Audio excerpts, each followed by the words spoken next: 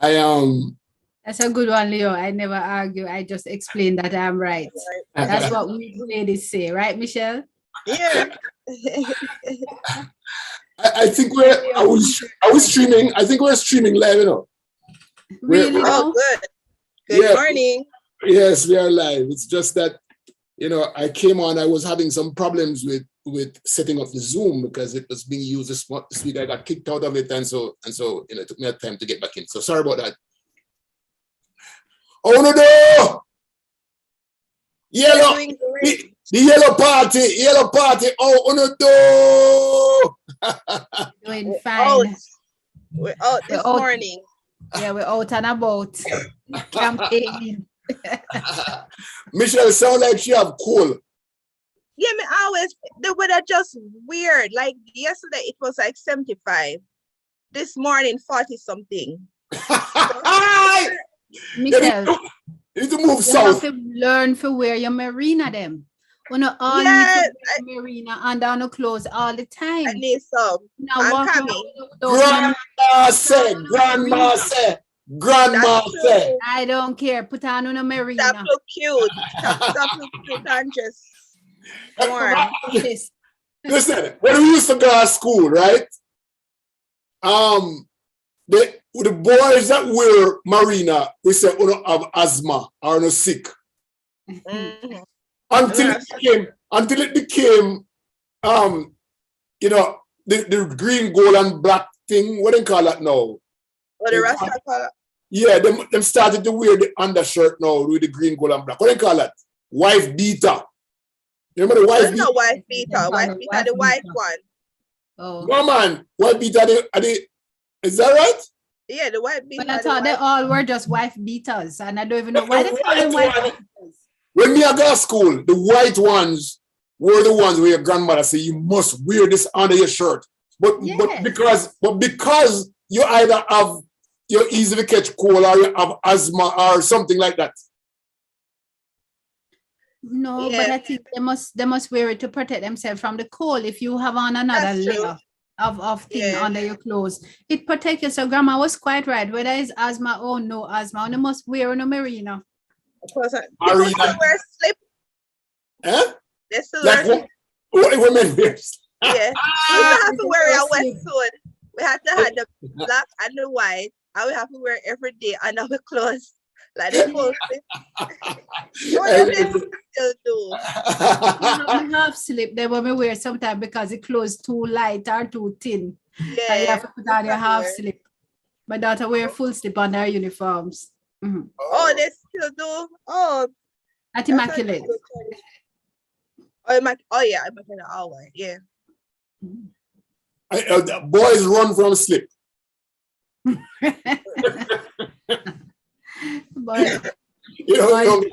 Boys are likely to slip. Oh, before we start, I know we're talking, but guess what I got? What? Everybody want to know? Bun!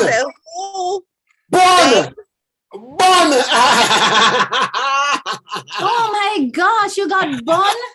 Yeah. Michelle, you getting bun? Guess what? Me don't own nobody no phone no more. Me don't own nobody No. No.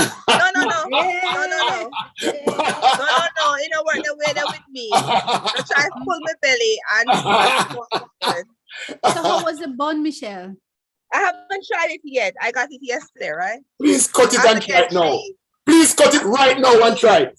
Cut it right now. I too much work to get up out of too much work. No, but it's okay. We have a piece of him, John Joe. We have 3 hours. It's okay. Cut it. No, later. It's her bun and she not cut no bun now. She not no bun now. I really can't eat it now. I have to get cheese. Cheese. I'm going to start today. Let's say the bun. When you taste the bun by itself is heaven.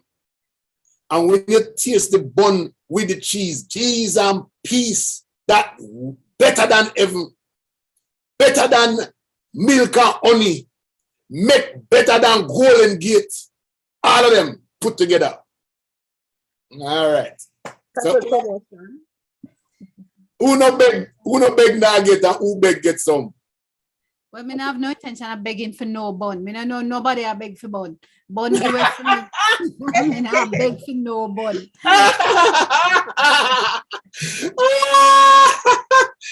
Lord.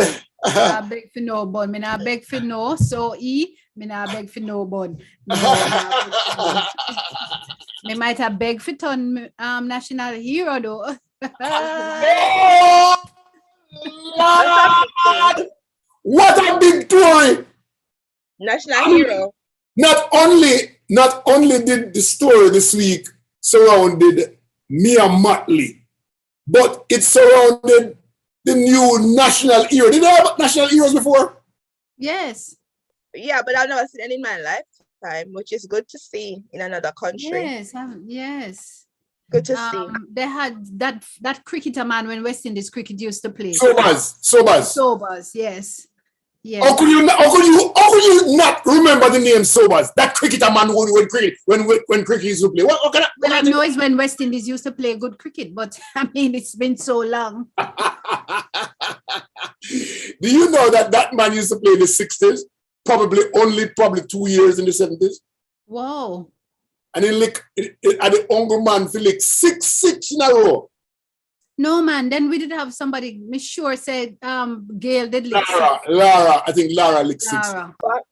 Yeah, I think Lara. No man, let me tell you, we've had some good cricket nowadays. I mean, this is not a cricket thing, but we've had some good cricket. And I suppose it's just a memory that will carry us to our graves at this rate. Yeah. Cricket was good back in the days when we used to listen to it on radio. Let me tell you something. When we used to listen to cricket in Australia, people used to wait up like 2 o'clock in the morning.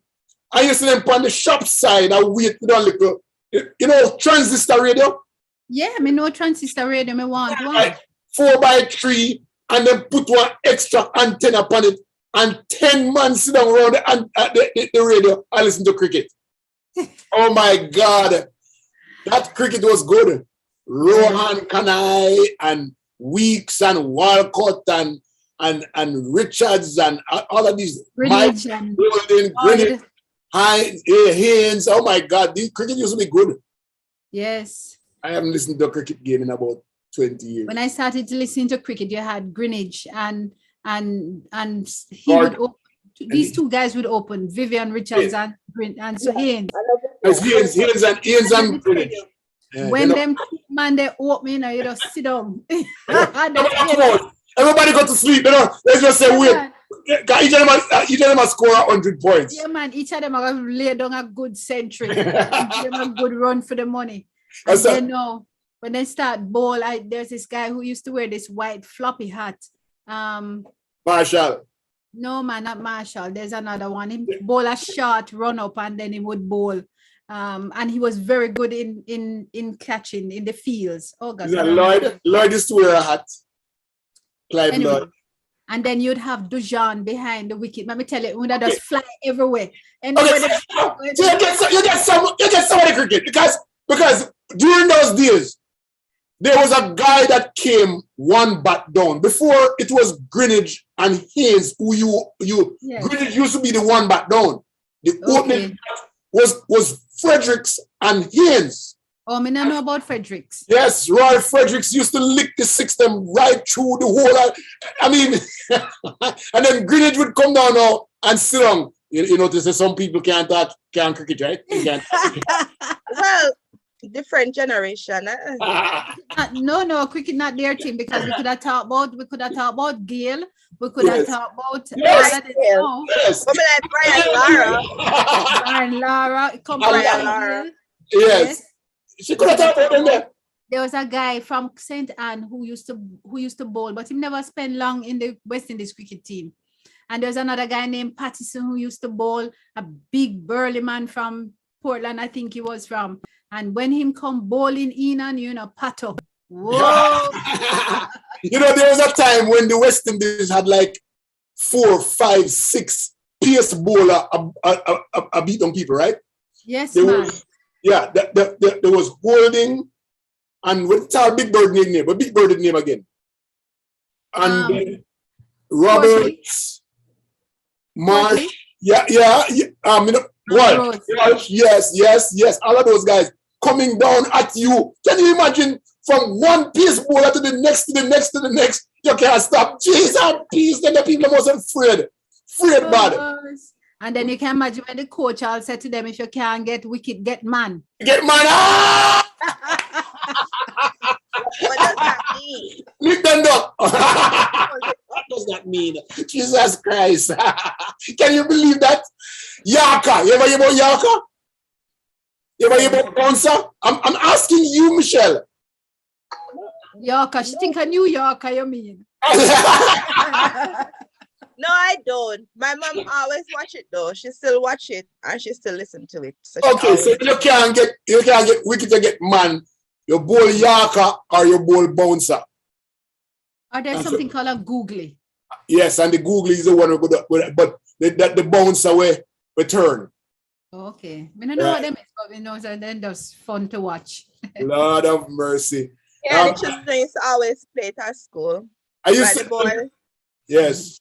I used to enjoy the Australian who thinks that them could have beat up the West Indies, and West Indies put on these fast ball upon them. Man, they're two brothers, the Chappells, Greg Chappell and Ian Chappell, and then thinks that they can beat up. Man, we throw some ball upon them, lick them down, them ball. I talk about the Australian match, and I had a friend, he died some years ago, Wesley Salter. And he was down in Australia at a West Indies Australia match. And he had up a sign that said, "Rum done, send rum." It came on, the camera people picked it up. So we all were watching and laughing after Wesley. Of course, they sent rum to Wesley. They did. Rum done, send rum. In 1977-78, India came to the West Indies to play against the West Indies, right? And there was this guy, his name is Bishan Bedi. He was the captain of the Indian team. And those years were the years when all of the big dogs, but Michael Holden was the number one pace bowler. And you ever hear the word Cree? Cree. Yeah. Ever hear about that? Stop. When you're asking somebody to halt something. Yes. When Michael Rowling bowl hard, my man said, "No, sir. Top. We retire. It was like 98. Michael Rowling brought the whole team for 98 for 8. And but they're talking. Let's tell some good morning. Oh, okay. Don't forget, so we have listeners. What kind of foolishness is that? How could you guys forget that we have listeners? Oh, you forget your people on YouTube. You sit on. Somebody said good morning from Wales, the UK. Johnny said good morning all. Marie said good morning from Florida. Clarion said good morning everyone. How you do? Sancho said how you pressing the button, so. Oh, Donovan Jones says good morning. Verita said Andrew. Okay, so Donovan Jones says Greenwich and Haynes were the opening bat and Frederick was number one. That's what I said, yes. Oh, that's right, you're right. Frederick was number one. That's true, my friend. Thank you very much. So what are we talking about today? Cricket was a good way. Well, what topic we start with? Are we move all the way to cricket? I don't know how. What's the heat? Listen, anytime people can't not understand what going on in this world, then cuss. That's what happened, you know. And then they don't understand. No, Leo. What? No. She's very right. We say we advertise and say we're going to talk about certain things, and you make us go off on a tangent. You've been a politician. Going off on tangents. Not even wearing the yellow, you see what I say? Not even wearing the required wear for come to Parliament. My wife is out at door. But Bob Marley should be a national hero. Is that what you're saying? For Miss Lou. There's so many people I think have done a lot for Jamaica. What does the guidelines say about who our national hero should be? I mean, tell me what the guidelines say. I don't know. Are there guidelines? I don't know if there are any guidelines. I don't know, but when I look at people. Go ahead, Michelle. Yeah, people complaining about Rihanna, I guess because she's young and people don't know what she do.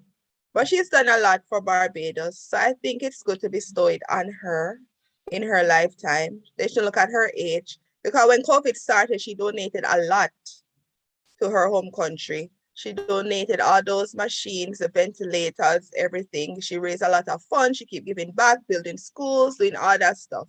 With her own money. A lot of people do that though, Michelle. I mean, that can be for our entire country. That cannot be for the our reason. entire country. That cannot be the reason. That cannot be the reason. Every country have their reason, and she's an ambassador for Barbados. That would not be the reason for Jamaica. So it might be the reason for Barbados, but it can't be the reason for that. Everybody have different requirements, but based on Barbados, she's been being an ambassador for Barbados. She's been giving back. That's why I ask, what is it for Jamaica? But that's what I say, like people like Usain Bolt, should I get it? Like people mention other people, Bob Marley, who get the Freedom Award medal by UN. Like he's been recognized internationally. Like he should get it. You have other people that how much national hero we want in our country anyway? I mean, as much as possible. What's wrong with that? God have mercy. Diana. You're not answering the question. Let me just ask the question. How much national hero you want? How much do you want? I don't know that we should be constrained by numbers. We shouldn't be shackled by numbers or age. But if it is that we can't treat it like the order of Jamaica because them already dead. So, and dying can't be one of the criteria that they must be dead to become a national hero. So I don't have a restriction on it. What we need to do is to say within particular aspects of our country, like culture, athletic, international influence, constitutional development, categorize them and give different measures of awards based on that. What's a national hero is a national hero. It's not when it comes to national hero, but my short answer is no number. Exactly. But then we don't know the criteria because in the past, I know Nani fought for us, like those people, but I think that what they've done is, I don't know. When I went through, let's think about it for a minute. All right, so, okay, go ahead. It says we look at Marcus Garvey. Yes. Marcus Garvey's work is almost identical to Bob Marley, except one is in music and one is in writing. Should we say that? Can we say that? One is in music and one is in politics and social impact. Yes. But wouldn't Bob Marley's music have a social impact as well? It has a bigger impact. The same thing I'm talking about. The same thing. I'm saying that they look, both of them are of the same type of qualification to become national hero. That's right. And if it is, according to this, it says that it's for services of the most distinguished nature. Right. Okay. We don't know what that means either. All right. But that is so ambiguous. because Michael Manley also gave service of that type of most distinguished nature. Yeah. And so you and I. But, exactly. But since I'm not going to give it to us, though, I'd want to look at Miss Lou. Miss Lou brought our culture to the fore in such a way that the likes of a Bob Marley could be appreciated. So I want to put it in context. I can't give. I don't see the I don't see that. I don't see the similarities there. I don't see similarity. It never says similarity. I don't see the what do you call it? The trajectory. Yeah. Let's call it that. Look, Miss Lou brought the Jamaican culture to the fore. Nobody used to hear about. On BBC, she starts to express the Jamaican culture. And so she brings it to an awareness in Europe where people begin to celebrate the culture. It made the way easy for the likes of a Bob Marley, Jamaican. I think that culture. I think that Jimmy Cliff did the same thing around about the same time that Miss Lou is doing this. Jimmy Cliff started traveling with our music from in the 60s, traveling to South Africa and all across the world, got the biggest crowds in front of him. So I'm not so sure. Could I who say had the one impact? thing? Yeah, could I say one thing? What I think, to me, what was most impactful with Miss Bennett, is that our language, like, we still don't have it as a language, patois. She has made it mainstream and acceptable. Remember, they always tell us not to talk patois. You should talk English, proper English, whatever English. But she has made it more comfortable for our culture to be accepted in different rooms around the world. And that is major, because people first never understand. Like, I watched her on BBC, and when she was telling her poems, and you see people intrigued because she was able to explain our language and people understand what she was saying and her story. So I think she has a major impact and she should get it. That's just me. I don't see the impact of her work internationally. What I see the impact of her work nationally, because yes, well, that's why it's a national award for us. What you said about her, and somebody can argue with me on this, because I remember that none of our radio stations used to accommodate anything with patois. And I remember no school would allow us to speak patois. And I know that I used to listen to Miss Lou on a regular basis speaking patois on radio, on RJR for 15 minutes. And I understand that. And she's the one who brought this out, so that when we come back to Jamaica, me hear people like, what's she name again? Jenny, and everybody else attack patois. I was so surprised because I didn't know that the transition had been made. But I see that impact. But the international, I don't know about the international impact. But all she needs is the national impact, which is really, really important because it's national hero. And so, yeah, I go with well, we should get it based on your analysis then, that she should be a hero then. Of course. But you know, all of this around the world and come to the same conclusion as we. I was making an argument that it's Bob Marley, that she allowed Bob Marley to, and I don't see that connection. What I see, Bob Marley created a place based on. No, she said she allowed him. She never said. No, and I maintain that it was the likes of Miss Lou. And two things that you said, Leo. You said that we, on a national level, she developed the acceptance. She enabled the acceptance of our local speak of patois, and made it okay. But you must recognize that we Jamaicans don't embrace anything for ourselves until somebody in foreign embrace it. Miss Lou allowed the people in Europe to accept it and to say, oh, this is good, this is very good, and became engaged with it. Jimmy Cliff took the music elsewhere as well and did that. Then we back here wake up one morning and say, oh yes, let us accept and embrace Miss Lou. And as a result, it paved the way for the likes of the other musicians. So for me, that's true. I'm not budging on it. Miss Lou must get it first before anybody else. I remember they never accept Bob Marley tune in Jamaica first. They never really accept him at first. Oh, he had to go abroad. Yes is when we say yes. All I'm saying that to me, the transition to Britain and England for Miss Lou is easy one, because we were coming out of colonialism. They wanted to learn about us, and a whole heap of Caribbean people was in London. Listen, no, you now read no history book. There was no easy transition for people from the colonies into Europe. We had to go there and slave and work hard. No. Culture of the Jamaican culture was not accepted. You misunderstand me.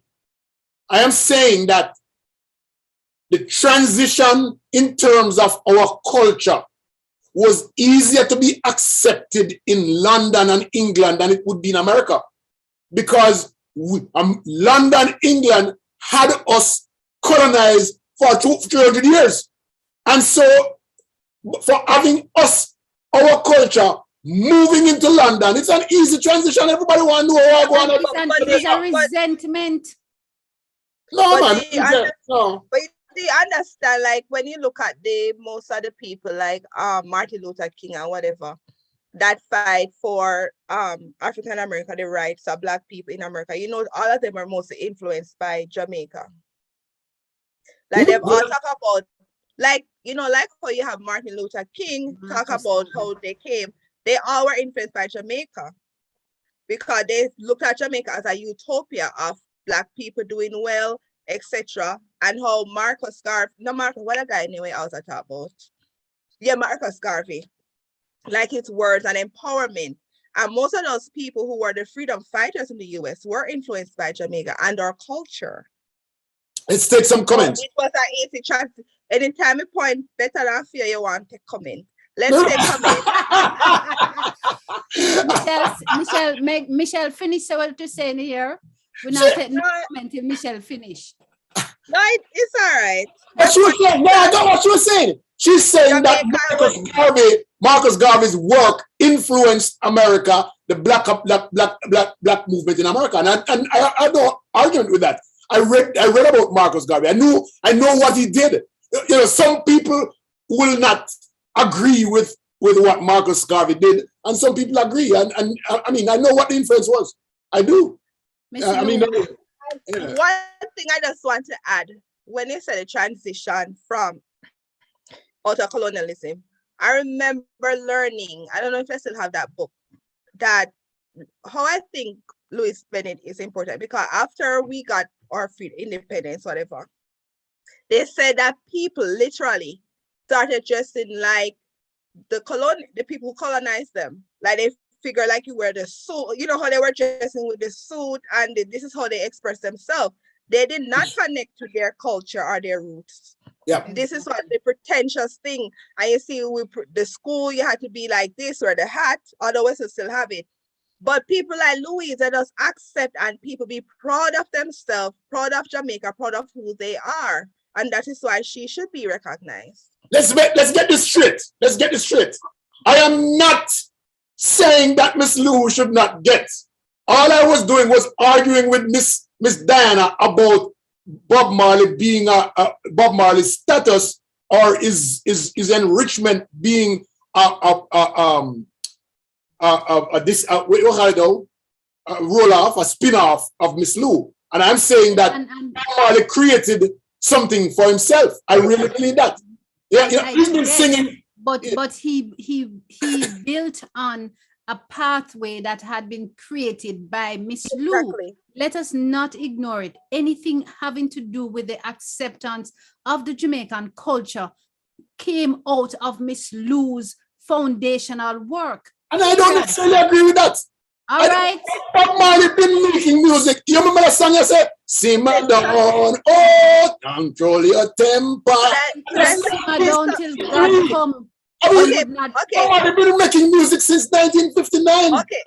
And Miss Lou has been advocating for the Jamaican culture way before that. Before then. That's all I'm saying. Say I don't believe that there's any, let me say something. Trickle down. Diana, I never argue. I just explain why I'm right. That is exactly my point. That is, thank you very much. Thank you very much. Okay. Diana, that is you. Okay, Rollins said, maybe we should check the criterion for Jamaica. That is true. VM said, I think Bob Marley and Miss Lou. Bishop said, the amount of hero is not a problem because Bishop don't even, yeah, finally, right? Finally, Bishop. she's here. She said, because many don't even know the older ones. Fitzroy said, what happened when a person is given a national hero status and they do something disrespectful or criminal? Oh, they do that all the time. Trust me. Hey, listen, our national heroes were not people of high repute necessarily. Okay, so don't go there. Because no, but I think he means that not the national heroes. He just says an award. But we had an example the other day where there was one to be awarded and he made some comment.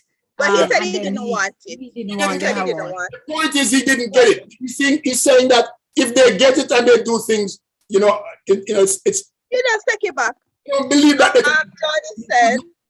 Johnny said, that's right, Michelle. Riri has been an ambassador, amazing charities, and so much more. Bob Marley should be recognized for influence in the arts. However, Bolt is not in the category. We need research in terms of criteria. Bolt is just a celebrity, nothing at all to do with such an. Well, he's been doing a lot. He's just a celebrity. Yeah, he's been doing so much. Even now he has a, what is that printing company, Canon, where they're going around giving computers to all the schools. He's had projects like. I have to look at all the work that he put in as a youth and to put in as an adult to make the impact that he has made on the world. I don't need to look at his philanthropic work.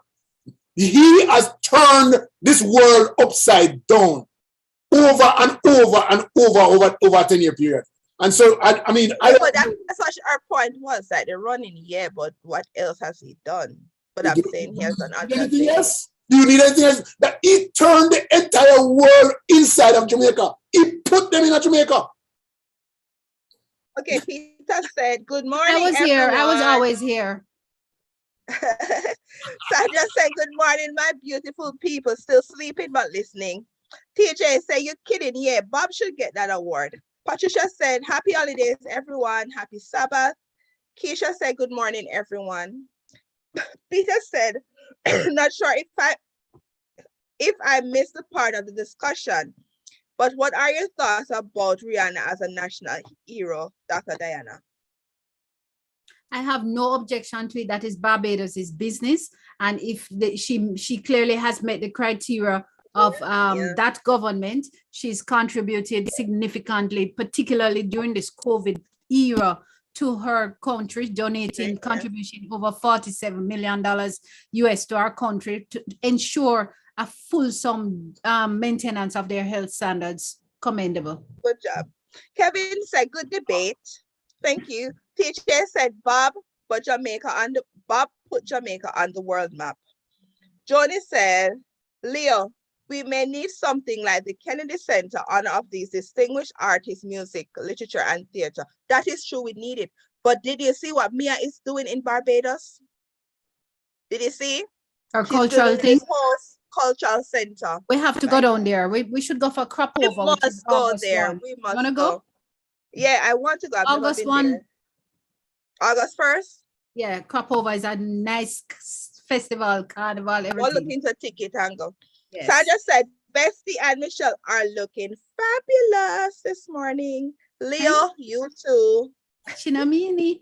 Keisha said, agree, Dr. Diana. Johnny said, here, Michelle. We are not truly nationalistic. Look at the idiocy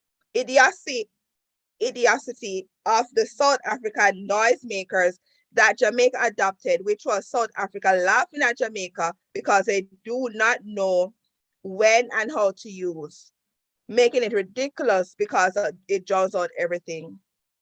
Peter said, I disagree with Leo. It had to be a hard transition.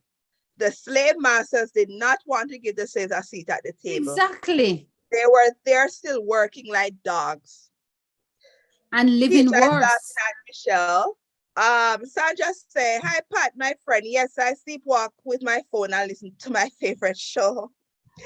Johnny said, Michelle, isn't it shameful that others see our contribution and we follow fashion and don't know our history and greatness? That's what I'm saying. Exactly.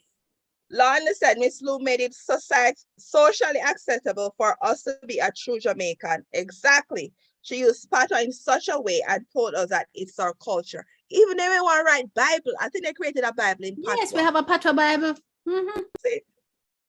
Joni said, Marcus Garvey's contribution is great. However, the US and CIA manipulated has crowded his historic efforts to uplift the race as a whole. Peter is laughing. Let's just pause at that.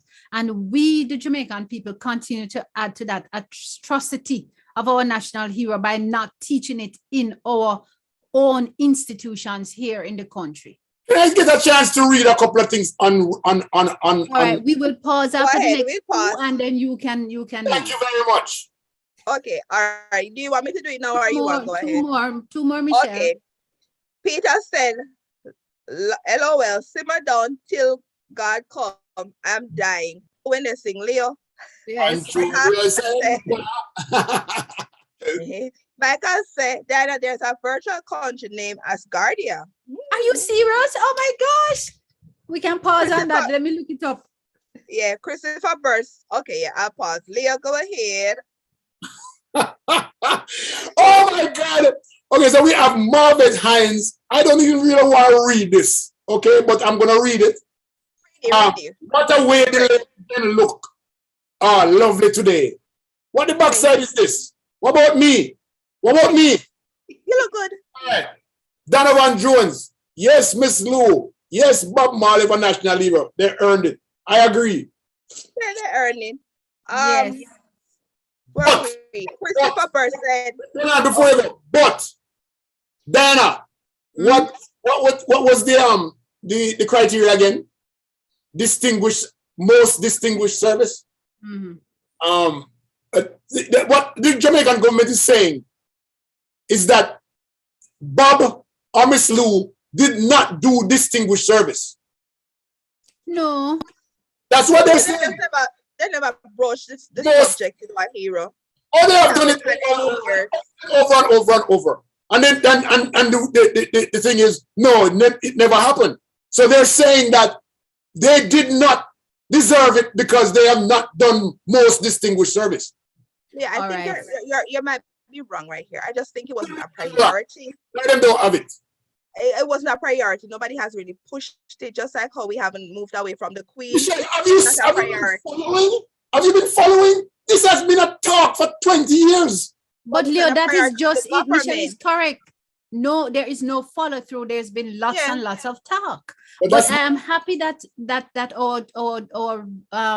our colleague here, Michael Tomlinson, tells me that there is a virtual country.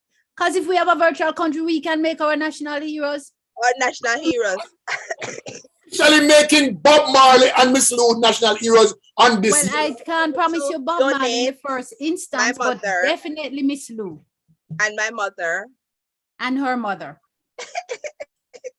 Okay, read some more, Christopher. My mother is a national treasure. Leo, she is. Yes, all mothers. Christopher Bird said both Bob and Miss Lou should be heroes. Peter said, thank you, Diana. Brilliant response as always. Sandra said, I'm loving the yellow ladies. You are bringing lots of sunshine, and Leo is bringing the rain. Leo, you didn't get the memo. Just to point out that we're wearing yellow. Because yellow is the color of the party, Jamaica First, and we agreed that we would wear yellow. But clearly, Leo is in the opposition seat. Leo has a favorite line. I'm just playing devil's advocate today. Just a devil's advocate. Okay, Rob said Bob Marley was only born in Jamaica. He sang for Africa and going back. So Africa should give him the honor of hero. Hey, listen, hold on. Then Marcus Garvey should go to Africa and go get him national hero status there. No. Marcus Garvey, on the contrary, advocated for all to return, but he sought to uplift everybody whilst he was at it. Well, Bob Marley did the same too. Come on, Diana. Come again, Diana. His entire movement, his entire financial upliftment in the United States was about making money to send people back to Africa. Remember, he had a life before that, and Marcus Garvey started out educating the people in Jamaica and striving for their social advancement. They did not accept him then. In Jamaica, long before he went to would not have accepted him as a national hero based on his national work. It's when he left and go America and come back, then they start to put him as national hero. Yeah. All right. So everybody must go foreign and come back. Exactly. Yeah. Bob Marley never go back home. That's what the problem is. That's why we're going to have our own political party, and I have some matters to discuss on Jamaica First Party. Oh, yeah. So Marvin, I come talk about. Sorry, Leo, you look good too. Johnny said, hold on, let me have commercials on my thing. Do you guys have commercials? The people no, we not look on it. The people are fierce. Barbados is a beautiful island, and they love Jamaican music, so they highly respected Rihanna. Yeah. No, I mean, listen. I can't comment on Rihanna. All I have to do is just say congratulations to Rihanna. Let's celebrate her. Yeah, we celebrate you. And, oh my God. And trust me, whatever it is that they saw why they gave you this is because you deserve it. But did you see what they do to Faye Ellington? I'm sorry? Did you see what they did to Faye Ellington? To Faye Ellington or for Faye Ellington? Did to her. What do you mean? I don't get it. Star Gleaner, which I don't know why they went and asked Faye Ellington if it was appropriate, her dress was appropriate. Like what Rihanna had on when they called her up. What was wrong with it? What did the dress and her breasts, they flap all over the place. But yeah, why no? Right. But why they go ask Faye? We all know that would be her response. Everybody attacking. Oh, so she said no, it wasn't appropriate? Yeah. Oh, but I thought I found nothing wrong with Rihanna's dress. I didn't mind the fact that she wasn't wearing brassiere. Only people don't like wear brassiere. You know how it can strangle you and to sit down for 10, 5, 4, 3, 2 hours with one brassiere strangle you. You just would not understand. And we have to embrace the new, how these young people that's what operate. They were saying with her. Yeah, this is how the young people operate. Them no want a brassiere if I constrain them. We usually have brassiere stiff like Bukram. Yeah, I'm not so sure. What is it that, what was wrong with the dress? Help me, because I like it, but she said it was appropriate for the event, like in a Jamaica old school. But somebody like Faye Ellington, I would not have asked her because everybody know her opinion. Class, you dress a particular way for a particular event. That's just old school. So the fact they ask her that, people go attack her and say, oh, the world has changed. People can't do whatever. But she was just talking, from her, look, Faye Ellington are like 70. What else she gonna say? Of course she got this. Yeah, she gonna say just what my mother and your mother would have said. She needs to put on her brassiere. Exactly. I put on a jacket, cover up, you know what I mean? Yes. And behave very English. No man talking about liberation, leaving Queen foot, and don't want her to strangle up in a coat. Come in our bikini. So all right. Okay. So said, oh, sorry. I was saying that Rihanna, enough respect to you.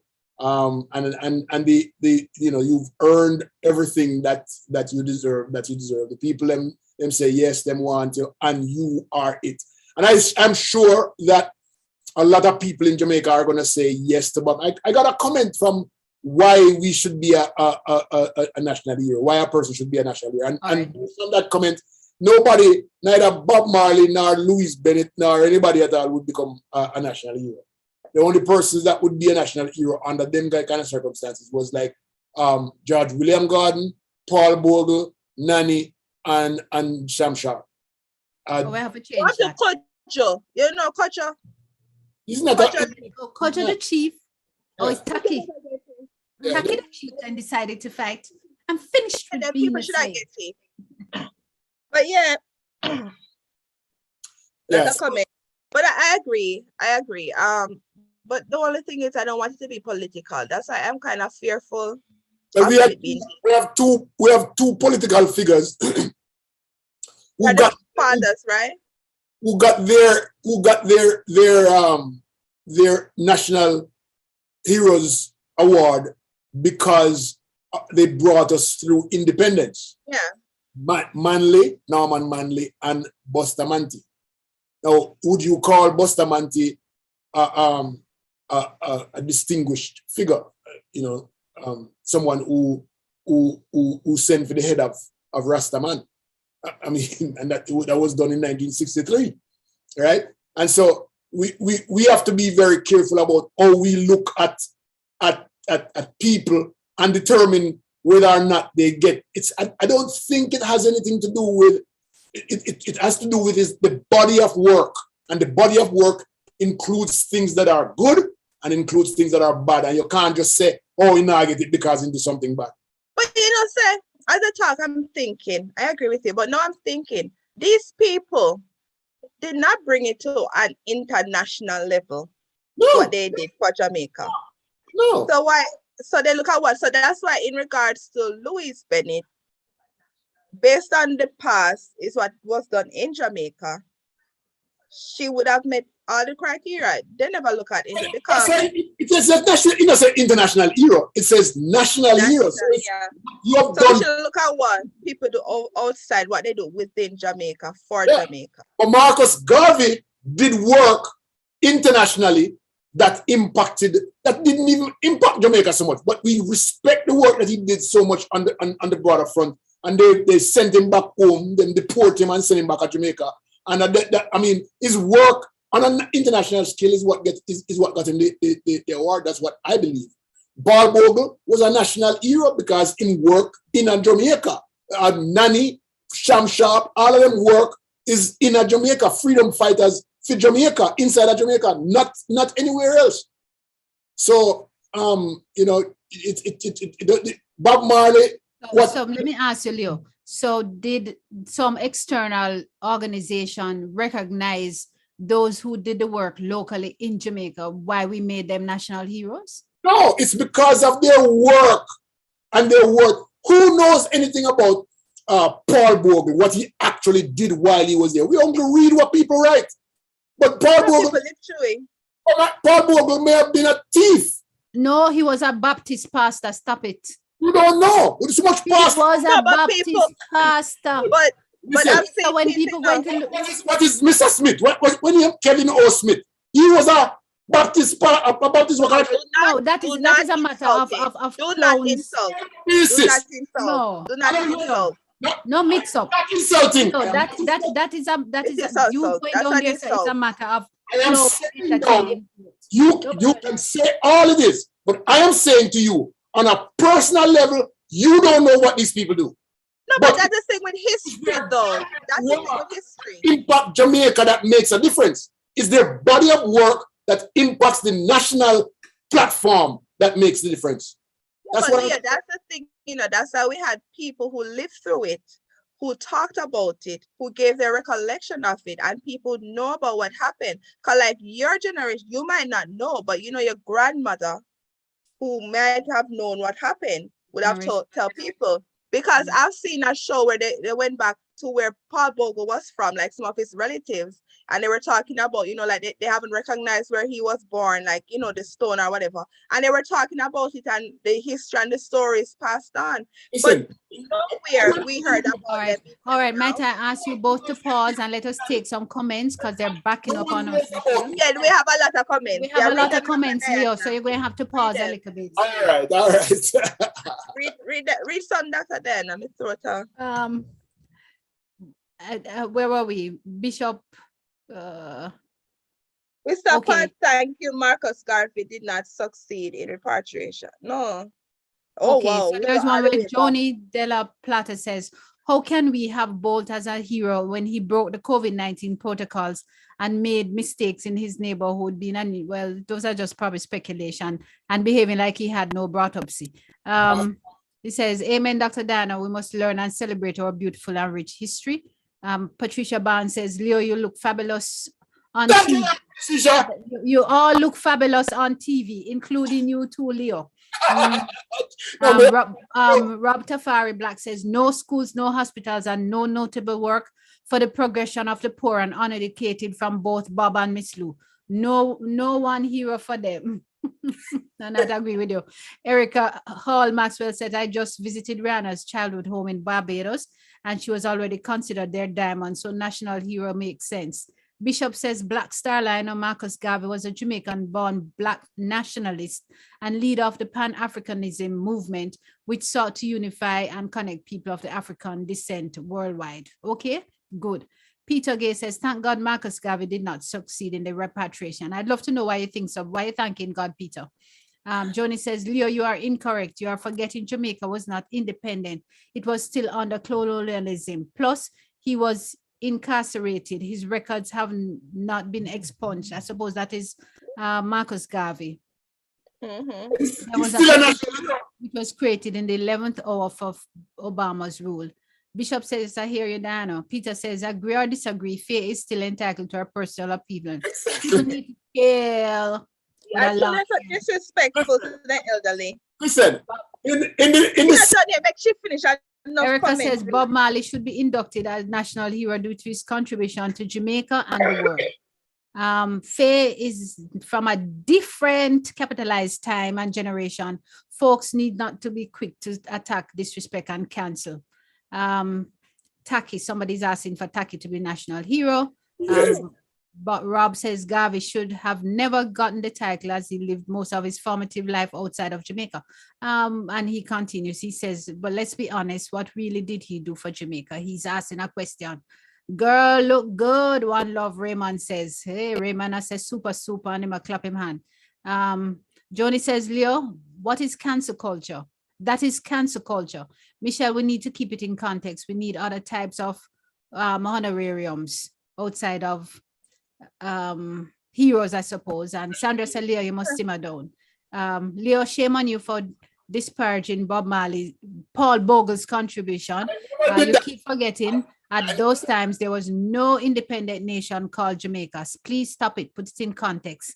I think that we have put it in context, and Leo will be allowed to respond to this. Let's stop there for a minute. For 1966 to 1973, we would not be having this conversation with Bob about Bob Marley, because during those times, all of Jamaica hated Rastaman. Well, I thought you were going to address the issue about because I will address that. Because 1966 to 1973, Rastaman had the roughest time with weed because weed illegal. Nothing, no break at all to a Rastaman. Nobody wanted anybody to do with any Rastaman. But all of a sudden, no, we want to give Bob Marley a national hero status, and we forget everything that happened between 1966 and 1973 Rastaman. It's the same thing. We don't know what Nanny does because we don't have enough history about Nanny. Nanny walked from Portland to Montego Bay and killed a whole heap of people, but we don't know if those people that she killed were good people or bad people. But she was a woman. Anybody Nanny kill a bad people. Anybody Nanny kill bad. Yes, but we are assuming that. But I'm just saying to you, these things happen, and we're not looking at the bad things that they do. We're looking at the broader picture of their work in order to make them national heroes. It's not nothing to do with whether or not they're a good person or a bad person. It has to do with the work and the impact on Jamaica. That's what this is about. Strong point. Great. Yes, great. Leo, thanks for saying that. You know, funny, you argue like we say something else. Like, yes, and I'm beginning to be confused because I wonder why was he arguing that point? We agree with you. We support you. Yes, and I don't get it that our reader or our colleague online is not agreeing. Our colleague is saying yes, but let us recognize these other faults as well, and these other hiccups, and these are their perspective. So Leo, chill, take a chill pill. I you know, I really thought you were going to coconut water. You don't have coconut water up there. Or let's grab the bun. Or eat a piece of bun. Send me bun.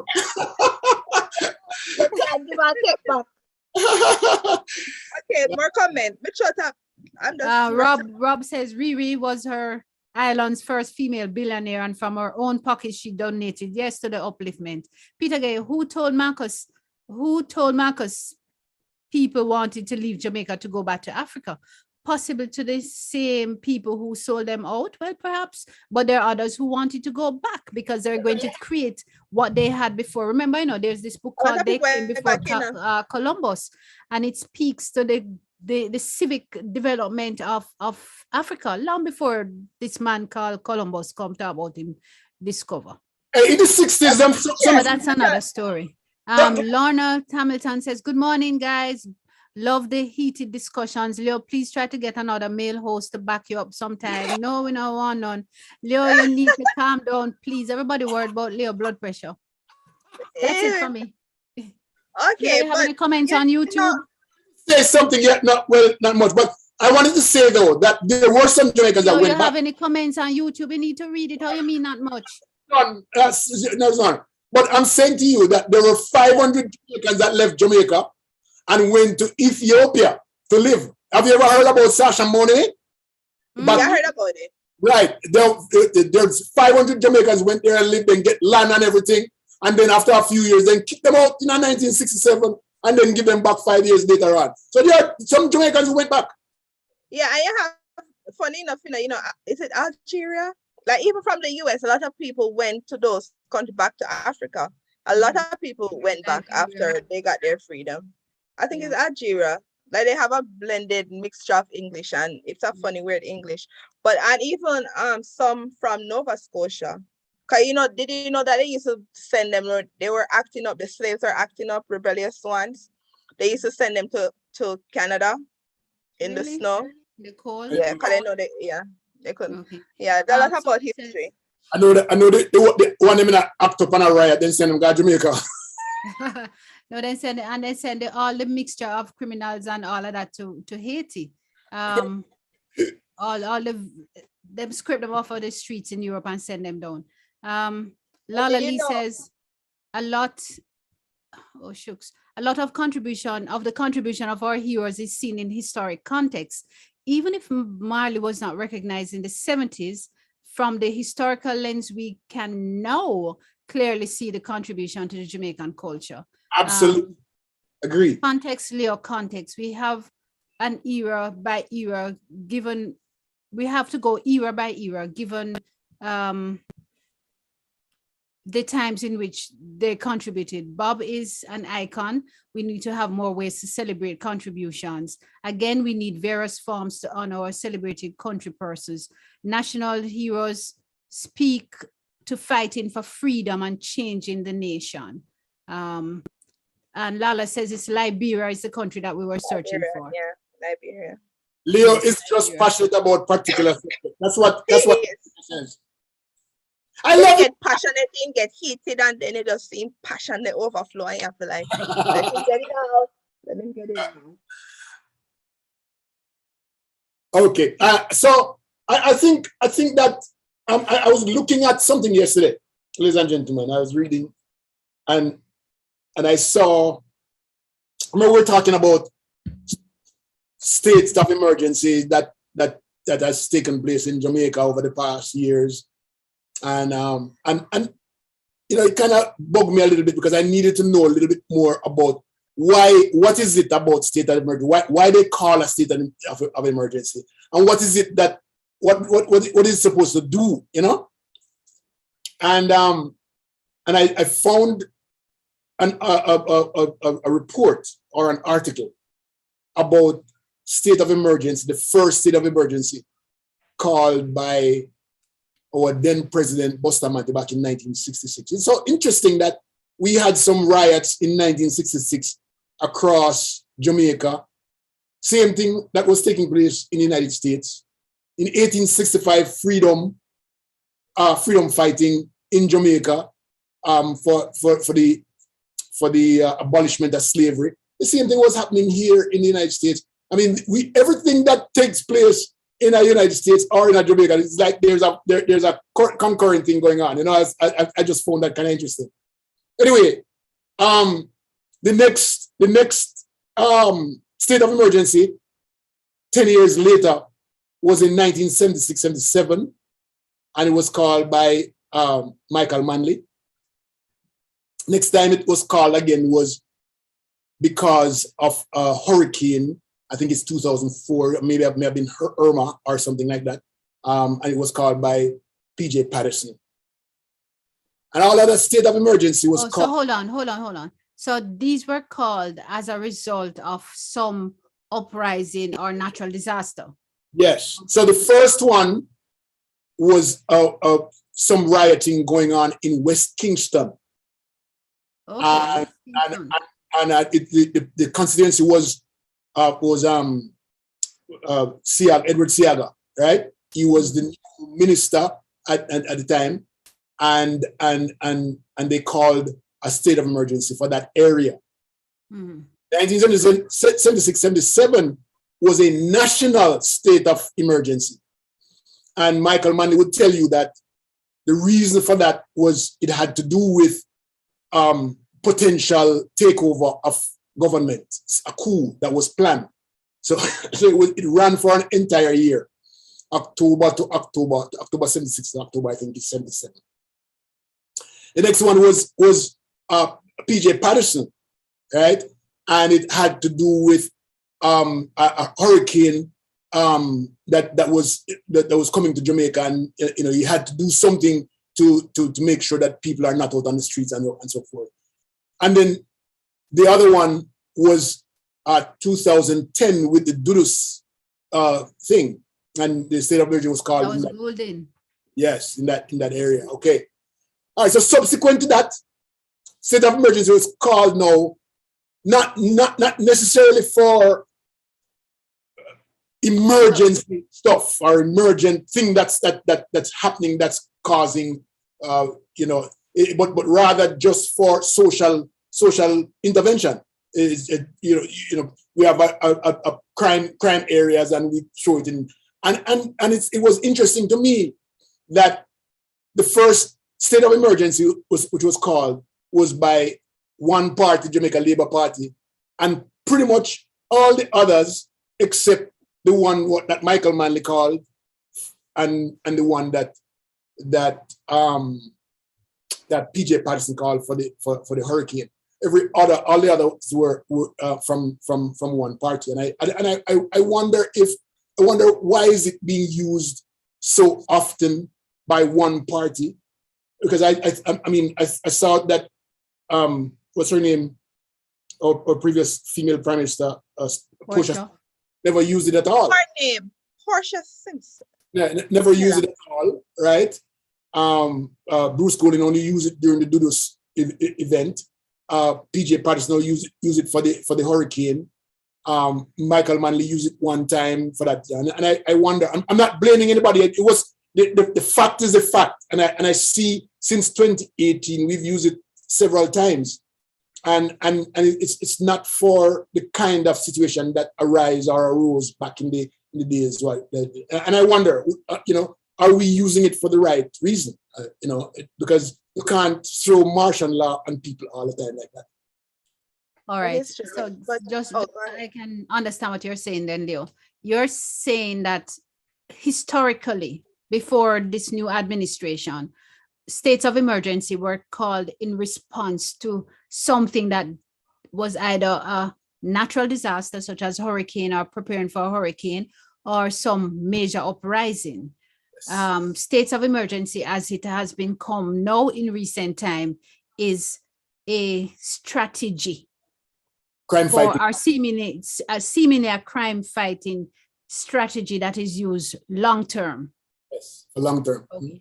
But that is not what states of emergency. So it wouldn't be, that way of operating a state of emergency would not be consistent with the intent. Is that what it is? That's what I'm saying. I'm saying, why are we using it for this? The intent is not. It's not for social issues continued social issues like what we're having. We need to come up with that. Could I opine? Yes, please opine. Always make light of everything. But if you think about it, right? You said Manley used it when he thought there was a coup that was going to take place. Maybe this administration thinks that there's a coup by these criminals to take over Jamaica. Never thought about that. So that it falls. That's great opinion. but then under it. Right? Yes. So if it is that they conceive that there is a coup afoot, and it is taking them so long to find the course, the intended course, then something is very wrong. Try another strategy then. Yeah, they're all over. Like they move from one area to the next. So maybe he should do the SOE for the entire island. Like how Manley did for the entire island, and PJ when it's hurricane, the entire island. Maybe then we could make a dent. But right. I don't know why they're doing it. Here's Loretta says, Leo. Well, I'm put this to Diana. Diana, if you were prime minister. No, it's not my name on it. What did it say? I'm reading it because you are the prime minister. Okay. Diana, if you were the prime minister, what would you do in short term while we await the review of the constitution? Is there a constitutional review going on? Yes, there is, because it was stated that it is unconstitutional. The SOE is unconstitutional. You didn't know that? Oh, no. I'm not. I may have misunderstood her question because I thought it was a general review of the constitution. Oh no, just the SOE. That's what the opposition has been saying. Okay. So they object to it because it's unconstitutional. So why would they agree to that? Okay. So Diana, answer the question. What's the question again? Okay. What would you do as prime minister in the meantime, in a short term, while we await the review of the constitution? Well, okay. One, we wouldn't have to review the constitution because we wouldn't be attempting to breach the constitution that we agree to uphold. But having gone that way, I would, one, look to community policing by expanding the number of persons within the police force, which would mean that on the lower level, the majority of those unemployed individuals could be trained in community policing fundamentals so that they begin to monitor their own communities. Secondly, I'd create employment opportunities through practical training. So you train people in skill sets that they can apply. I would look to establish 1 and 2 factories in areas where we don't have any employment opportunities so that people would have that available to them. Because once, and I would make sure that schools are open.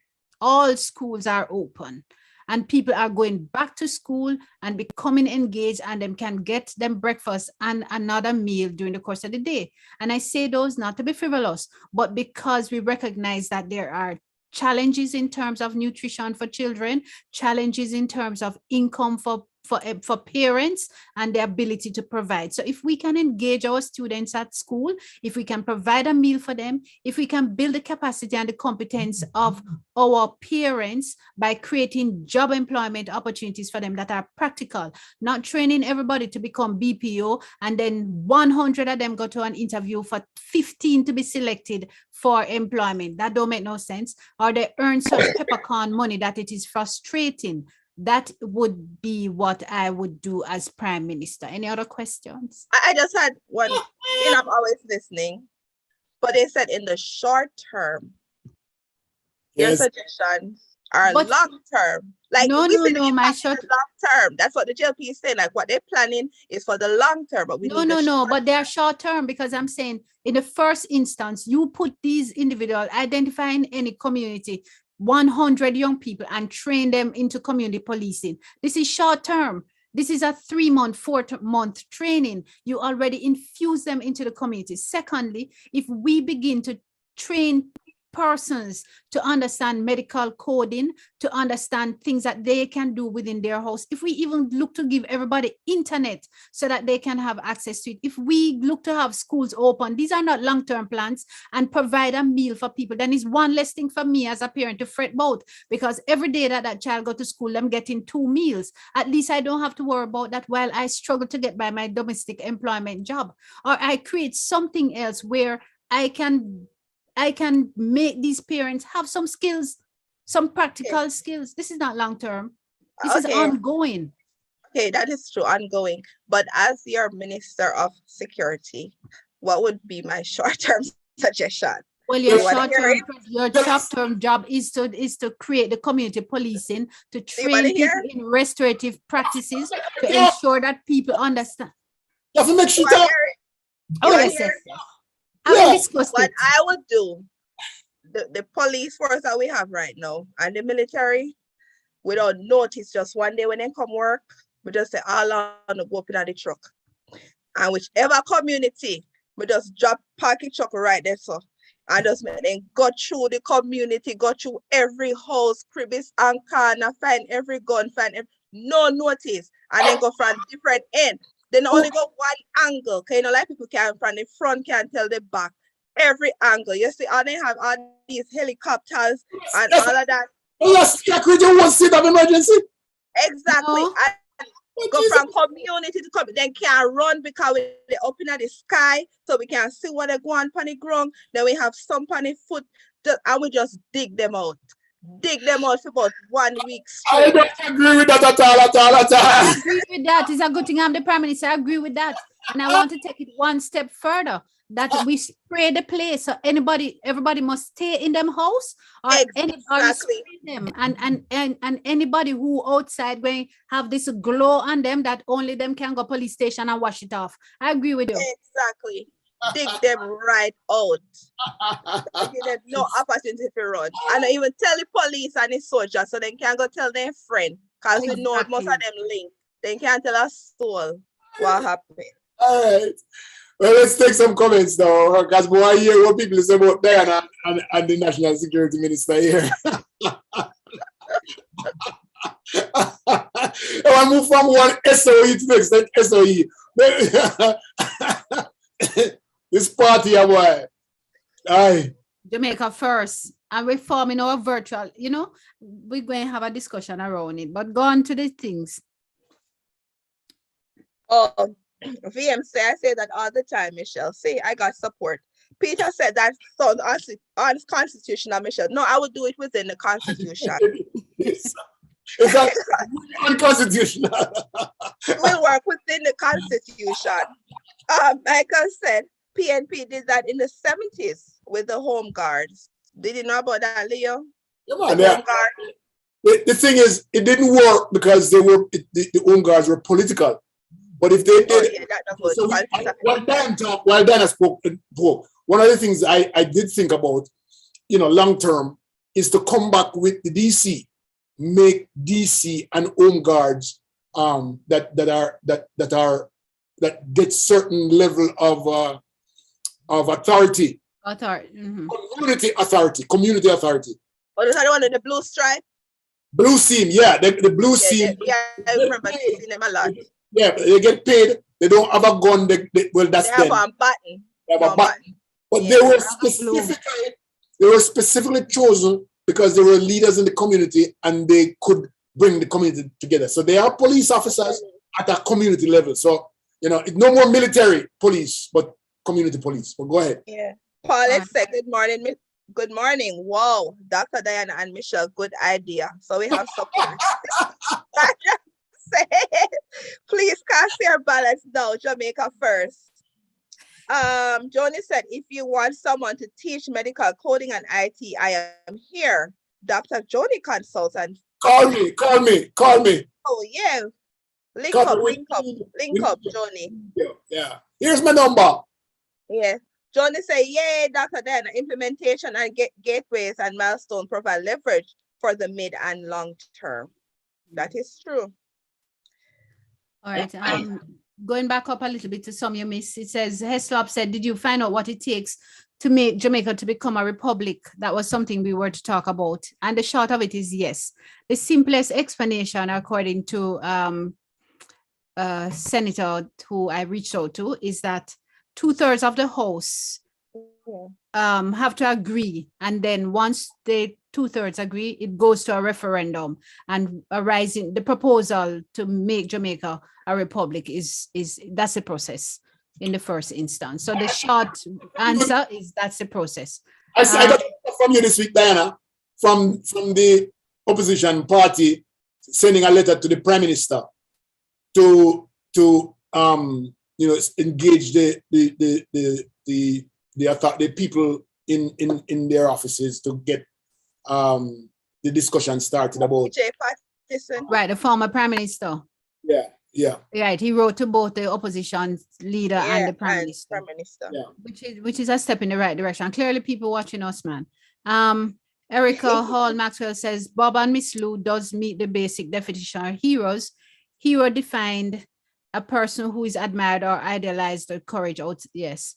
Joni says, Leo, you make good points. We need a museum for the arts, a museum for national history, museum for global contributions. This one could be a tourist attraction. I'll tell a story that I wrote on a proposal to Chase. Chase is one of those big Jamaican funding agencies for an education museum. The Catholic Church Diocese in Mandeville was giving the land for it, and I was seeking the funding so that our children, there's no children's museum. There's nowhere for our children to go. The experiences that my children can have and your children can have in the States or elsewhere, there is no such opportunity for the ordinary Joe in Jamaica. And I wrote a simple proposal asking for $72 million to put in virtual and augmented reality. I'll know them write me back eventually after a year and tell me, no, them don't have no funding for that. But such is life. So yes, I will still try again. Probably Jamaica First Party can build it. Sandra said, everyone, please pay attention to Leo's shirt. He does not argue. He's just passionate with a little volume added. So all the hard hearing can hear. Exactly. Thank you. Michael says, Diana, using a thief to catch a thief. I don't know in response to what. Joni says, it is possible we need amendments to Jamaican Constitution in order to remain focused. And it says, well said, Diana. Yeah, Diana, implementation. I think you're caught up right there, Michelle. Okay. Sandra said, please cast your ballots now, Jamaica First. Rob said, just as long as the Beverly Hills and all her affiliates are cordoned and searched without warning. Exactly, Michelle, yes, no biases. We will definitely make sure that there are no biases and we're searching up no bias enough to the government. Nobody have privilege, not even Leo. Please, everybody know that there's the government in yellow and the opposition in black. Okay. Leo, not even you go get any special privilege. Here. Everybody. Not even the Prime Minister. Fear. Johnny said, Leo, please send your number, inbox message. I am multitasking. Okay. Number, I can give it right here. 909-438-1819. 909-438-1819. Okay. Carl said, if Barbados hadn't become a republic, Jamaica wouldn't be thinking about this. No, that's not true. There. Not true. Yeah, over not true. And over. Even earlier this year, the opposition brought it up. Last year, they brought it up, and it's been brought up like every year, but has got nowhere. They have good leadership with morals. Well, Barbados is different from Jamaica. They have good leadership with morals and like corruption. We don't really know. Jamaica doesn't have the kind of leadership from either political party. Sandra said, come off from a show, Leo. No oppositions welcome at this time. He just says, so Leo defect the party already. Yes. But him can't find no yellow shirt this morning. Oh my God. All right. So there was another topic we were going to talk about. The pastor. Like what? The pastor. Yeah, we're going to talk about that. But I don't see anything here about the pastor. We're talking our states of emergency and should Bob Marley get National Hero Award. Diana sent me some things about some questions about the Barbados November 30 event, and I wanted to go over some of them. Will the Barbadian dollar be devalued or revalued? And the answer is the Barbados dollar will continue to be pegged with the US dollar. Will November 30 change from independence to Republic Day? And that's going to be up to the Barbados government, right?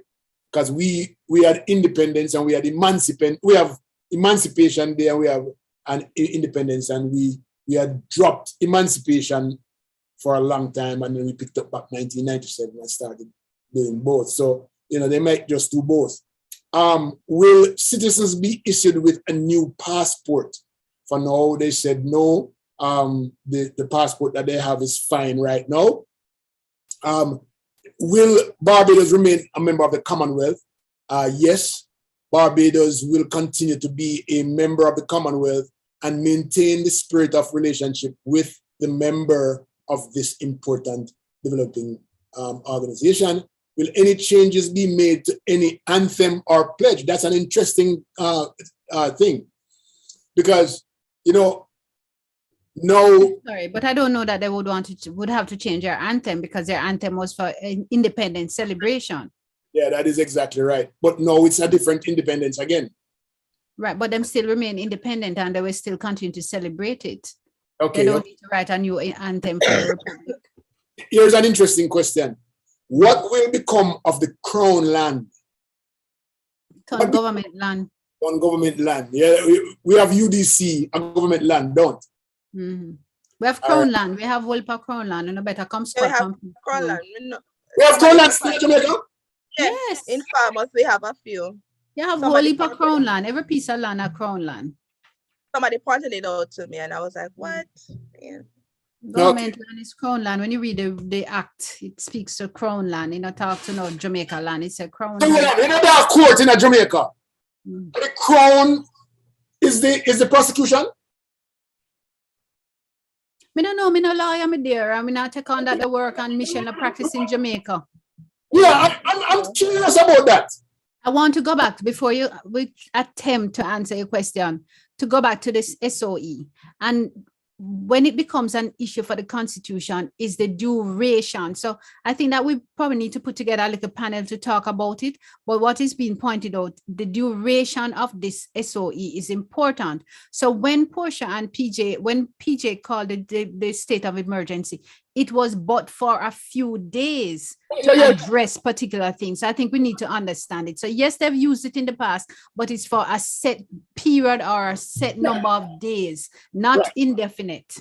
Right. I mean, you know, Michael had it there because of his fear of, you know, intervention from outside sources, right? And we understood that. It was a rough time, but I think that when you see, you know, you guys probably weren't born yet, but those days we had some humongous cargo. The plane, one where the plane them fly off, ships on the outside of like Montego Bay and outside. This used to go down a Vernam field. A ganja plane you talk about? No man, the ship them were plane fly off. What they call it? Okay. Oh, the Navy ships, like Navy ships, yes. And America put some big ships in front of you out there, then turn up out there, and you see plane fly off of them all the time. And I said, Jesus Christ. I didn't know that.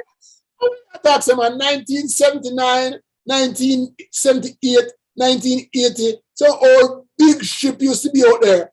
And Jamaica was completely invaded by US forces. Every day you see a different girl down at Orchard with another US Marine or Navy. It was really one of those times that you never know. This was 1980. This was not 1970s, it was 1980 when Edward Seaga won the election.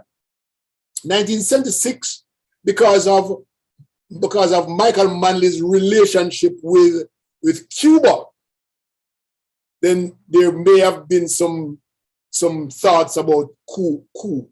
Look like a lot of festivities happened in the 70s. Enough. if you grew up in my time when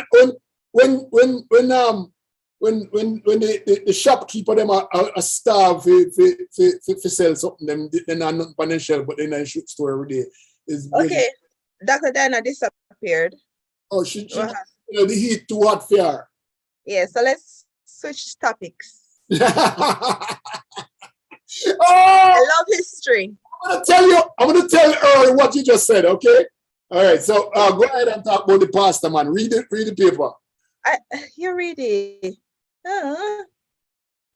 Oliver said, you guys looking awesome. Great topic. Miss Lou works only known in and around Jamaica and Caribbean culture. Bob Marley makes more contribution to Jamaica, Caribbean culture, and the world. Now, Bob is making a bigger impact based on his work and contribution to the world. Living in Washington, D.C. for 20 years, Bob Marley's contribution plays a significant role in politics, Million Man March, Obama presidency, Hillary Clinton running for president, Black Lives Matter, Women March, and all the sports arenas. I thank you for that. Brian Smith said, what's the purpose for that when the Prime Minister / government can violate the citizens' right at will? Rights and freedom that the Prime Minister loves to talk about is meaningless in that kind of government. What's he talking about? I guess the SOE, I guess my those kind of the SOE give a lot of right. But you know, the related activity in America to an SOE is what we call the I think it came into effect in 2011, 9/11. It's called the Patriot Act. that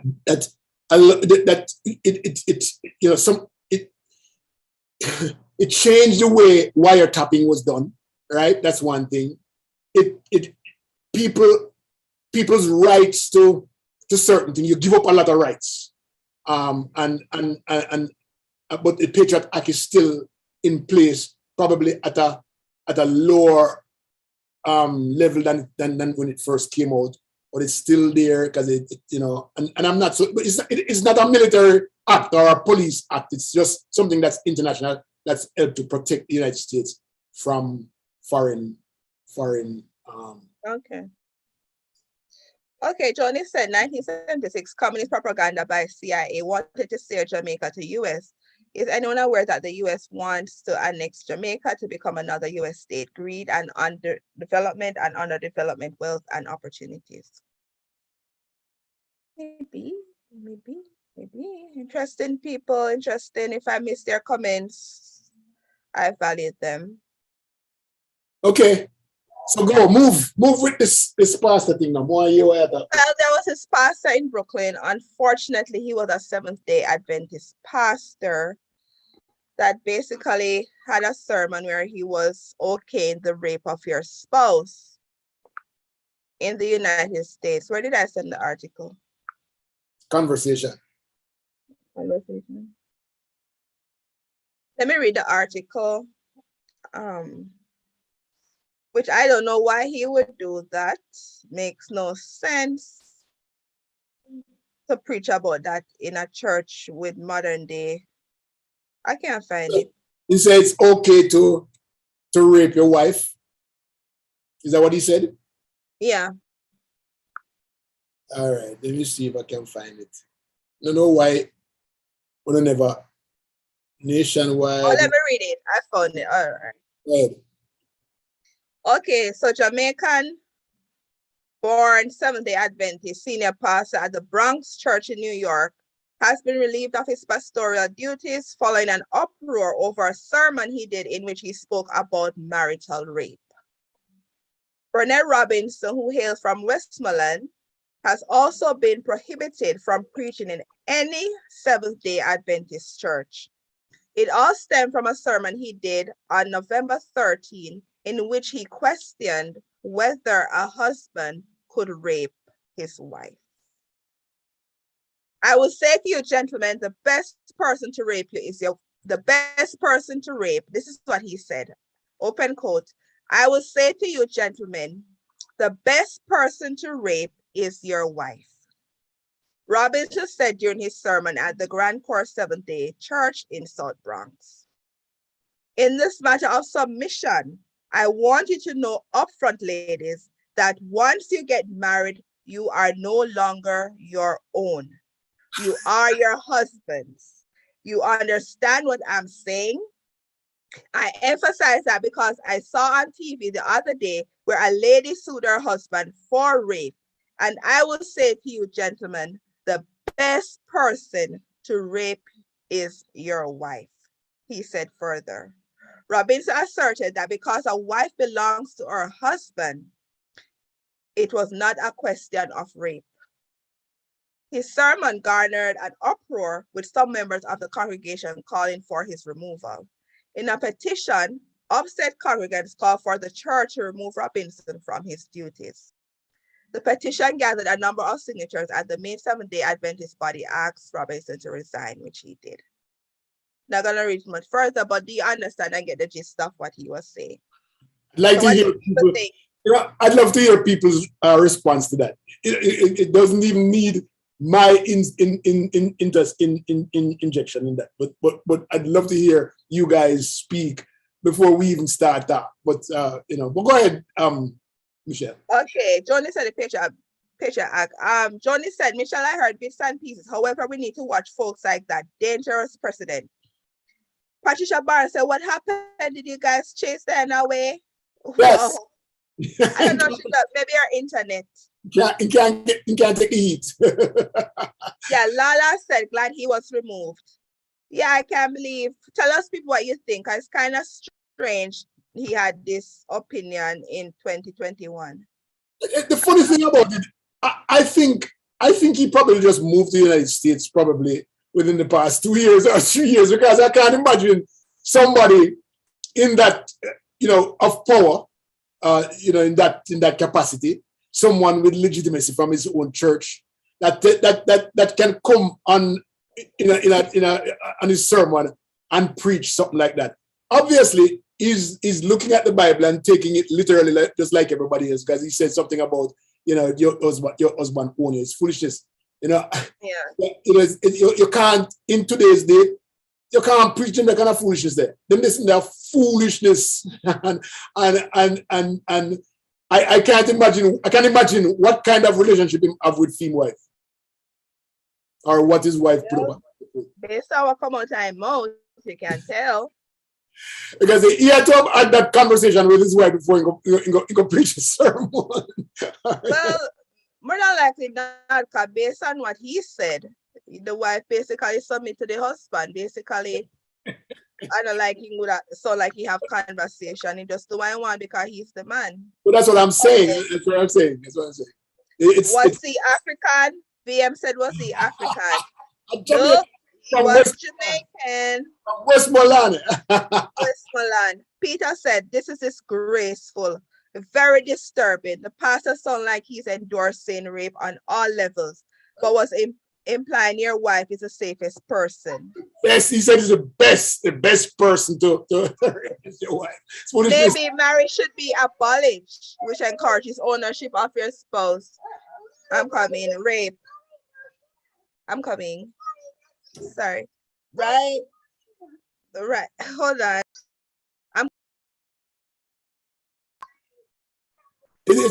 Leo. I don't even have Dr. Diana to read. Right, Leo. Operative word here is assume. Power sounds ignorant and on the verge of cultist thinking. It's unfortunate. It's unfortunate that someone in today's day that can extend themselves out. Welcome back, Dr. Diana. Please read the comments. The boss is here. I can't read them because I'm on my iPad. Somebody say you can't take the heat, so you're on. Okay. Carl said, don't you have a lot of Jamaican men who share this belief? Observing several Jamaican women, one may assume they too share this belief. Personally, that is sad. Patricia said that guy has some kind of mental issues. Sandra said, what was that pastor thinking? Was he intoxicated or under the influence of marijuana? I don't think so. I don't think that he has a mental illness. Yeah, I think that is his growing up. I think it's how he was brought up in the community that he was brought up, and I think that he doesn't know enough about the laws. Because first of all, aside from your personal view about rape and life and existence and honoring the other person next to you, you must know the laws of the United States that help you to make your sermon and your speeches and make them proper. I mean, take everything else away from your personal, what your belief is. Because if you have good, strong values, you wouldn't be thinking that. But you do have the United States laws that you should know by going on that pulpit, because you're leading people. You have legitimacy. Yeah, you know, and so you can't just go out and just say things like that. That's foolishness. You can't go to prison for that. What are you talking about? The pastor. You miss it about the pastor who preached that it's good to rape your wife. Oh.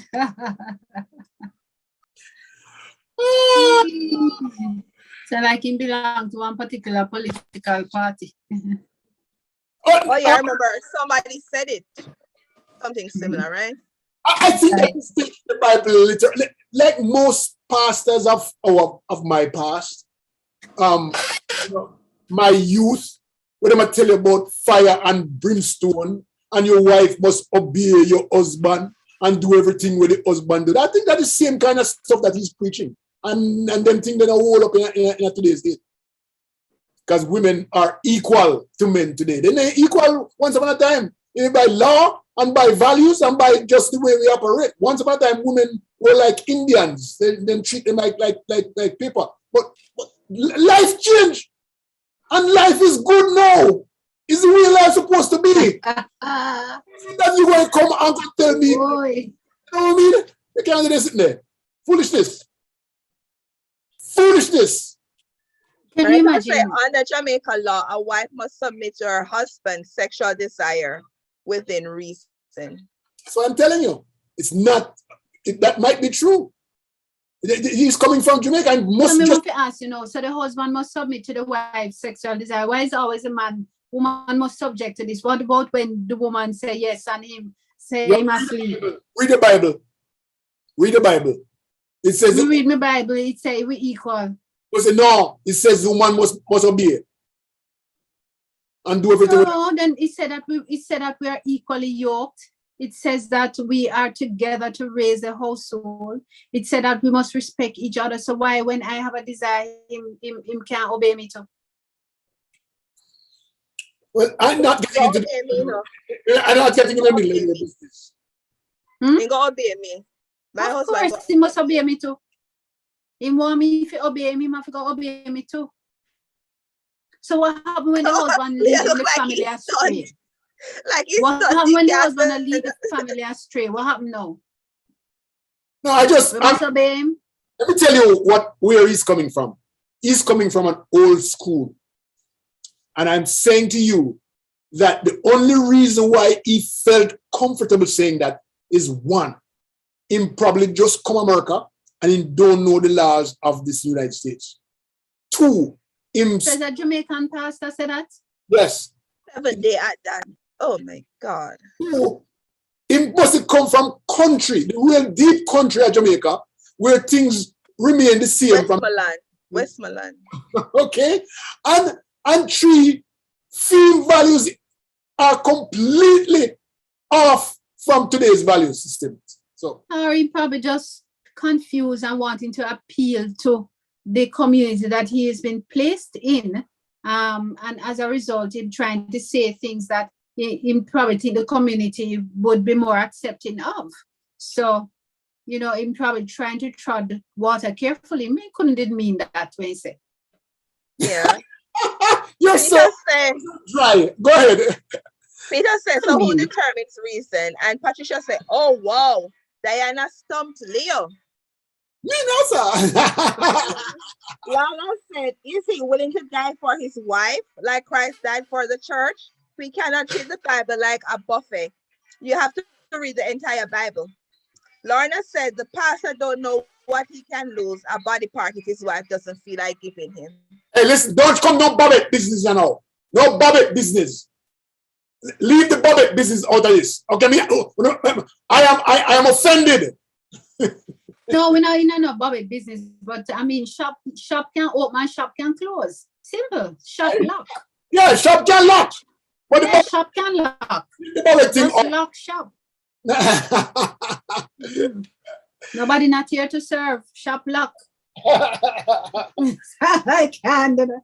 Michelle, me still know that Leo take up himself and gone. Michelle, you get the phone? No, he sent me the bun, and I guess he thought that was enough. And I went on the phone. Hey, we the outer other self. Right. We can't chat since he's gone. But no. You still listen to you, be here, chat me. Okay? Phone is equivalent to phone and laptop. Nobody not begging a laptop. You promise funny people. I will give a point setter. Beautiful. It's very nice. About killing out. You must put it outside and water it. JD Tanner have a Christmas show this year? No. No. Oh. But isn't there something on for Christmas sometime next week, Leo? Isn't there like a program? No. We are me and Dr. Sue and Blacker supposed to do something. It's Dinah Less. You're lucky. But anyway. We can't hear you, Michelle. Oh, Michelle muted. No, I was muted. Okay. Let me tell you, the internet, when people, I didn't jump off of they did something by design, but the internet went, and you know how much money we pay a month for internet at whatever speed, according to them, even people out here in Jamaica who provide internet, and see there no internet in the middle of my show. Anybody know how satellite internet work? I want to set up my own internet, run a back and subscribe to on satellite. There is a guy, you can call him, he's in Kenya, and he created his own internet and his own water supply. I really want keen on the water part, but the internet. What him name? Then Kenya not gonna help me at Jamaica. Me need it. Off camera, I'll tell you. All right, me want my own satellite internet. If anybody know how, because I am sick and tired of being in the middle of serious business. I'm in the middle of running my government, and the internet just go like that. You're in Kingston or Manchester? Because there's a lady in Manchester that I am sure that somebody will go fight her later on. But there's a lady in Manchester that created her own satellite with her own internet, and it serves a lot of the Manchester. That's what I want, satellite internet. I tell you, I want satellite internet. I want it anywhere I get it.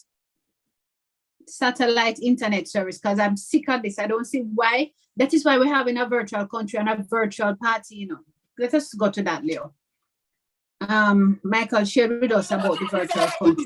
There's a lot of people talking. We have to take some comments back when they you're going to have to take them. Michelle, you're muted. Let me unmute. Hold on. Oi. I can't. Leo, can you go on Facebook? Because I can't go. The one thing that I know my password on is my tablet, and I don't know it. Oh, Father Divine. Okay, Lorna said, "We're going to bathroom." Said, "I wonder how many women actually walk out the sanctuary when he said that. It's a reverse belief by Jamaicans. So Jamaican men today, come on, be real." Peter said, "Dr. Diana, please be careful not to be scammed. Leah's suggestion sound a little sketchy." Which one? It's for the internet. Okay, internet. Johnny said, "Constitutional amendments needed to protect women, children, the elderly, and family. This man is cracked, no matter where he is in the world. He's lucky he was not investigated by the authorities in New York. The Bronx are broken." No, if he's not yet. They might launch an investigation. So here goes. Before you, that's a good point, right? The SDA union can be sued, and I'm saying this, and the church can be sued. Because they should have. What is the SDA union that you're talking about? Seventh-day Church. Oh, that's where he's from? Unfortunately. Him lick him head. Him lick him. You never tell me says an Adventist pastor said that. So we could have comment. You know, we wouldn't have no Roman Catholic priest who would go before a congregation and make such unfortunate remarks. How could he do that? You didn't come from, you know, the farmer didn't come from. And the farmer that Westmoreland. Stop telling lie. Falmouth now own him this time. Falmouth, he not come from Trelawney. He have nothing to do with Trelawney. He never even walked past there. Oh my God. Because you take me on. It's going to take me on. Right. I don't want to tell a lie. Oh my God. Oh my gosh. No, you know, I not much discussion that you can have, because I don't think anybody in America is going to be supporting anything like that at all. Foolishness, all kind of big time foolishness. So, you know, there's no argument there. I wonder how he feels. He cares, you know. I think he's conflicted now, But I think somebody's going to put him, and I hope, listen to this, I hope that the Seventh-day Adventist Union, who gave him the authority, will go back, right, and correct him. Because they didn't just put him there. They would have vetted him for him to become a pastor in their church. Oh, you mean put him there? They never know anything. Maybe they never, I first ever said, maybe just, they didn't know say they got mental. They can't put it on the church. That's what I'm saying. He's not mental. I don't think he's mental. This is growing up. And I think that the SDA Union has a responsibility to take him, put him through workshops and seminars and all of these kind of stuff to bring him straight, because he's not straight with today. So how is not enlightened? How is not enlightened? If you go to NCU or any of the churches, you come out to your country and you go to the actual school where you're supposed to learn the ways, the new ways. Some just not right with it. Maybe he just may have an issue with his wife, and she maybe said no to him, and then he go used to go in a church go argue about it. Me hope not.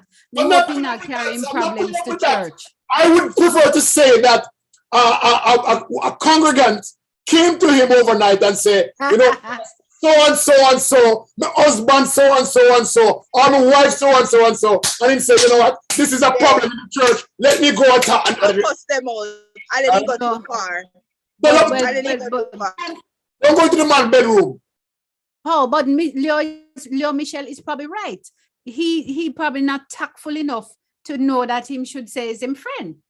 Him come and say, you know, talking in business. But somebody says that Carl Anderson says he hasn't committed a crime by expressing himself.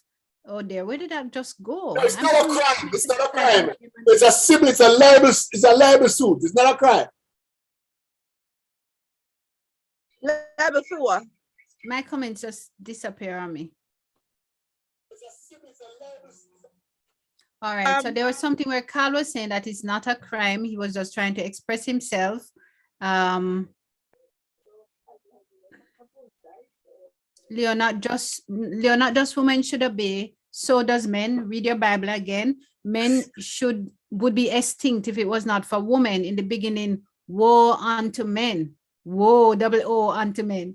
Sandra says, constitutional amendments needed to protect women, children, and the elderly and families. This man is crack. No matter where in the world he is, he's lucky he's not investigated by the authorities. Carl says, I wonder how many women actually walked out of the sanctuary when he said that. It's a pervasive belief by Jamaicans. So Jamaican men today, come on, be real. Well, I don't know if them going to walk out, which yard them going to go to. Some women, in the bathroom. Yeah, some women are accepting of that. Yeah, because some of the congregants were arguing that he wasn't wrong. They were supporting him. Of course. So you have a set of people who support him. Some women are okay with that. Persons are lamenting for me that I don't have no internet, and says that I need to do some research to see if it's available in Jamaica. Some say I must be careful not to get scammed. Carl says he hasn't committed a crime by expressing himself. It's freedom of speech, disgusting though it is. The church fired him, so it's not their doctrine. That's what Lala Lee says. Orientation is always a must, no matter what level. It's clearly a loose canon. Well, he's not a canon yet, or them don't have canon in him church, but just plain on the word, sorry. Some churches have canons. Hold on. She's talking about the Catholic canon, okay? Catholic. No, not just that. The Methodists and the Anglicans have canons as well. Okay. The former pastor crazy, them fire him. Them fire the man. Because Leo talks so much, it's discombobulating Michelle's computer. So that's why she's not getting all the comments. So says Sandra. Sandra, man, where you say Leo put you out the door? I think that is core belief. He also sounded very comfortable with what he said, and he repeated it, even tried to justify what he says Peter Gay. Yeah. Joni says, unfortunately, there are people, including women, who agree with him. Joni says, good one, Dr. Diana, plain and canon. I agree. I totally agree that there are people out there that's agreeing with him. There are a lot of women out there and men who believe that this is the way that life should go. But I want everyone to be aware, that the word no from a woman means no. That's very, very, very important. And you don't need to push the envelope too far. Don't push it. In fact, don't even push it. It is important that you respect the other person with you, respect their wishes. And, to me, life has come to a point now where we agree to have sex before the act. Okay? Agree. And don't just make the emotions take over. Because it might just be your emotion alone. Okay, just to add on to what Leah said. Like, even if you agree to lay together, even in the middle of it, if the person said no, you have to stop immediately. It is still rape. Once they say no, at any point, you have to stop. It's going to be rape. So just be mindful of that. Absolutely. Lord, it make me have to admit that making marriage difficult though. Because if you have to stop and go red light, green light, or what mood are you in? It really going to make marriage difficult for people who don't have good relationships, for starters. I think that relationship just need to be amicable and respectful always.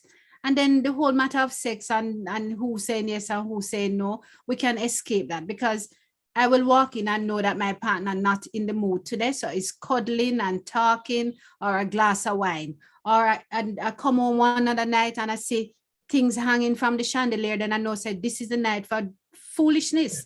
So I just get ready for that. Is it hanky-panky? Which one? Well, it's foolishness, because you're going to hang from the ceiling. You're going to hang by your eyelid. You're going to do all kinds of things you imagine and don't even imagine. So it's night for foolishness. Children must go to bed early.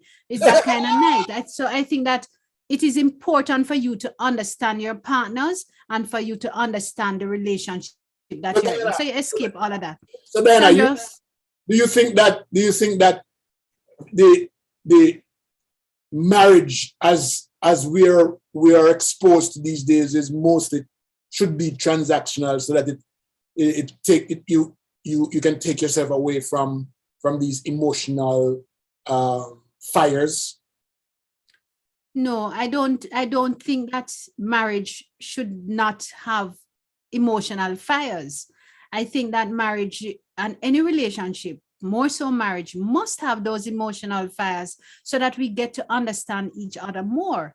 But what I think is more important is a respect for others, for each other in the relationship, so that you don't have to tell me that you're not in the mood for sex. I know by just seeing and talking to you and what you say that you're not in the mood. You're not in the mood because I'm giving you a bun. It's not that, because the relationship don't bring that. And if the bond even come into it, we're going to have a conversation around it in a reasonable way. You understand? So, one to the days of